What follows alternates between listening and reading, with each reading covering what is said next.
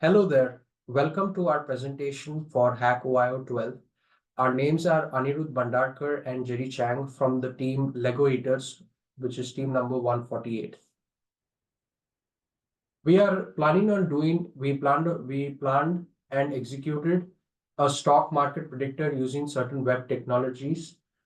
Our original idea was to work on a automated web scraper using public API tools, and using these API keys that would be generated, we would scrape the data and process it. But when we designed the prototype, we had to change our design because of project design considerations, which made the project beyond the scope of consideration of this hackathon.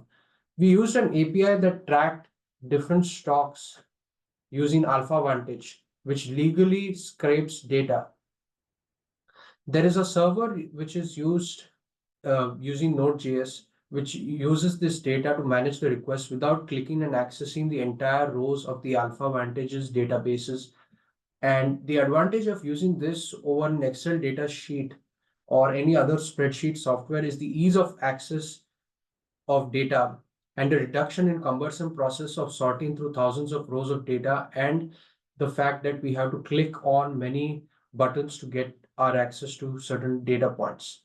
This is all automated through Python, Node.js, and JSON instead of a spreadsheet software on the server side or the backend. Whereas on the front end, we have used another technology called React.js, which is an industry standard front end web framework, which the user is able to interact with to access the data without going through this cumbersome process. Moving on, the detailed steps of our project are mentioned in the diagram over here. And on the right, it shows the front end, the server side, and the database. The MongoDB slash database was scraped for a simpler design, and it reflects the team's ability to find practical applications of the project beyond the theoretical base that which was this diagram was built on. It shows our flexibility in modulating a certain design. And when we look at the design applications, this is meant for stock market beginners, because they are generally people who are interested in stocks but do not have the financial know-how or the technical knowledge that is required to invest in stocks. This provides them for a safe and easy manner to get started with stocks, and it also helps people get their feet comfortable with these technologies that are present, and reduces the intimidation that some might have in dealing with stocks. The front end interacts with the server side of the project to give the output that the user interacts with. And it also sends requests that are processed at the back end. And this will be further illustrated by the code that will be demonstrated later on. Moving on.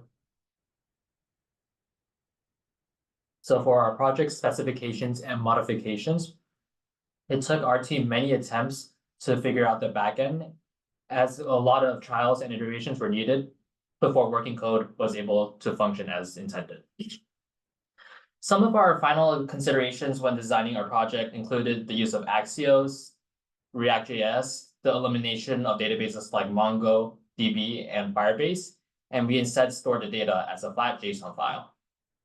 Some of the biggest challenges included finding which await command was causing cannot get /error for the code. And we couldn't immediately determine whether the front end or the back end was causing an error in API fetching when we use Axios. So we had to consistently check and log our console inputs in order to run the code and figure out the errors. Moving to the next section, we will now begin the demonstration. To run the code, we use npm, a package manager. So by running npm start and a concurrently package manager, we run two live hosts at the same time. So right here is the backend live host. And right now in the background, the front end live hosting is getting set up as we speak. So it is starting, and as you can see, it is loading the page. So to run the machine learning stock predictor, you simply press this button and you just wait.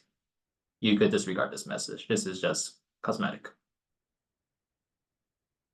In the background right now, currently the file is running the backend framework, and then it uses Python and JavaScript to display this. Now, if you run this code again and press a button, voila, we have a stock prediction model displayed on a page. And this is powered by our hopes, dreams, and Legos. It shows how we integrated our curious nature into designing this web framework using Tailend CSS, which is a CSS framework which simplifies the code that is used for the style. It gives more flavor, it gives more life to the page than just a static web page. And as Jerry had explained, it gives more flavor, it gives more context to our entire page and more personal touch to this entire page. Moving back to our presentation.